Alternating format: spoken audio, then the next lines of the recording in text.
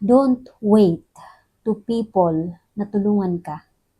Kasi minsan, yung mga tao na nag-e-expect ka ng tulong ay hindi align yung ginagawa nila sa gusto mo.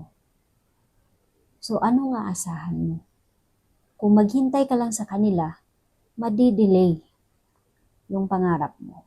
Just keep going para sa journey mo, mamimit mo yung mga tao na pareho kayo ng goal sa buhay. At kung na-meet mo yung tao na yun, na pareho kayo ng goal, yun ang makakatulong sa iyo. Pero sa mga tao na nakakilala mo sa paligid mo, kung iba yung ginagawa nila sa ginagawa mo, you have to take action. Huwag mo silang hintayin. Kasi magkaiba kayo ng gusto.